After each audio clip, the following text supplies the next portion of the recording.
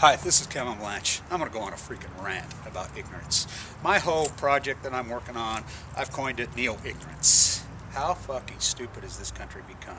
And I'm going to go the Ronald Reagan myth. I'm going to get into this right here, right now. I just think, I've been doing this big study, this big broad study in correlation with an art project.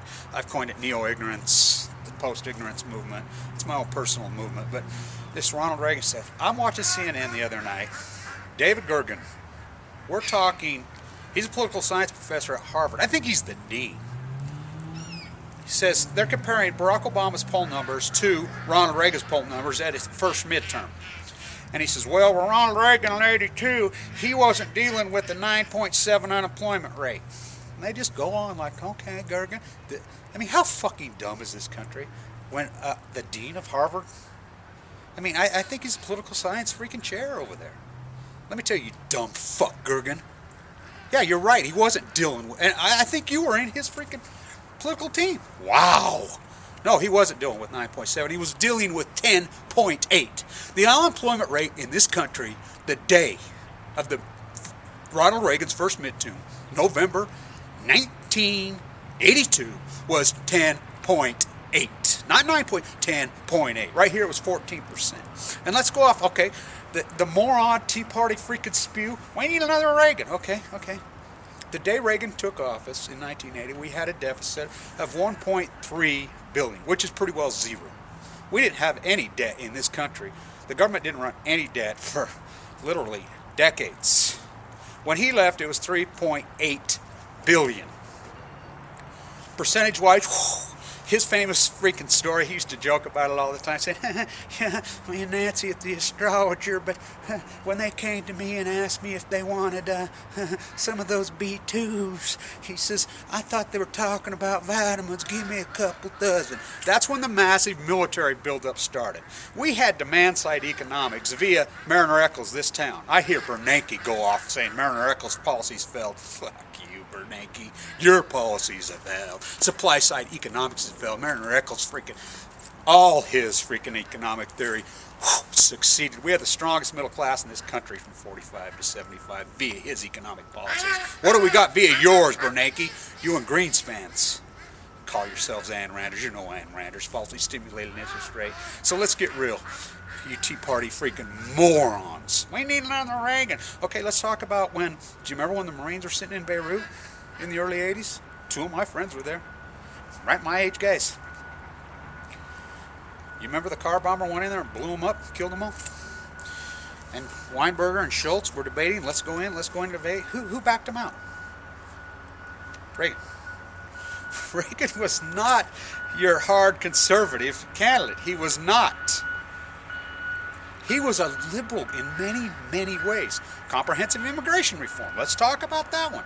He was all for it. He broadened immigration big time. There was a huge debate going in this country at the time about the freaking border then. He's the one that freaking backed off building the fence. So you guys are freaking in La-La-ville. And when we got guys from Harvard, how did we put Harvard up on this freaking pedestal all of a sudden? Milton Friedberg? If I gotta listen to that fucking moron one more fucking time, his economic fucking spew is so deep-rooted in, they're sick. They're mentally ill sick. Look, economic policy is deep-rooted, hardcore in people's personal psychology, almost like religion. These guys are so dug in. Supply-side economics has failed in this country. We started this massive military buildup in 1980. Massive military buildup. Let's get real about the budget. Let's talk about it. Okay, we're going in debt. Obama's a socialist. We need another president like Reagan. Okay, the Iraqi war. Congressional Budget Office estimates 30 trillion. Okay, the budget, this year's budget. Military, 565 billion. What was Eisenhower's famous speech? Beware of the military industrialized complex. He was a Republican in 1958. Boy, was he right. Boy, did he know. Go right into Orwell. Boy, was he right. We are so Orwellian in this country. Those guys knew. They were brilliant men. We're there. The military industrialized complex rules. And the Tea Partiers like, yeah, cut this budget. We don't like all this spending. We're trying to cut this program, cut this program. The massive, massive freaking budget, freaking items are military. And you guys are all warmongers. Kill, kill, kill. We'll vote for anything that kills people, but we won't vote for anything that freaking makes people healthy and better. We don't want no Obamacare, but we want to go freaking bomb the fuck out of fucking Iraq. You guys couldn't even take a fucking map out and tell me fucking where Iraq or Saudi Arabia is, or Minnesota for that fucking matter. But this moronic speech that goes on and on, I've termed it the neo-ignorance movement. I used to think it was just, the masses of this country. I'm starting to think it's the so-called intellectuals of this country. I graduated from this school of business right here in '96. We beat Harvard. We were the #1 school of business in the United States. So here you got these guys are so-called intellectuals. Wow, how stupid is this country? Really, how fucking stupid is this country?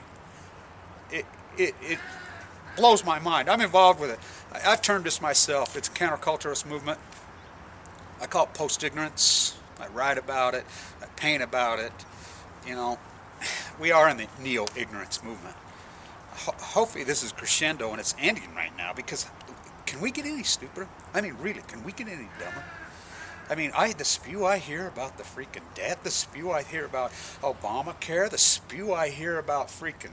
And if you think I'm some Dougie and freaking liberal, you're nuts, because I'm not. I don't take political sides. I don't. I'm an economic history guy viewing back. I'm an artist. I don't freaking just go check an elephant or check a freaking donkey at the ballot box, please. But I know ignorance when I see it, and I know stupidity, and this country is the dumbest. And this is not some commentary. This is a documentary.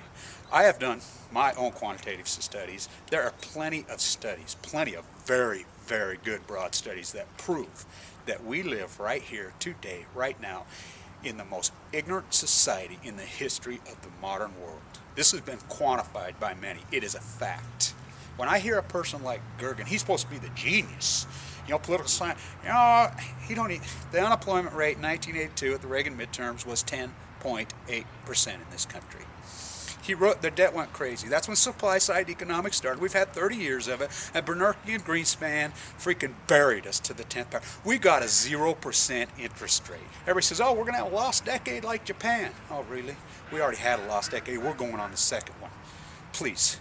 I do plenty of freaking quantitative studies where I weight people's wealth against foreign currencies, against gold, against oil. You know how freaking much wealth has been destroyed in this country over the last decade? You can draw a line right to the freaking strength of our dollar.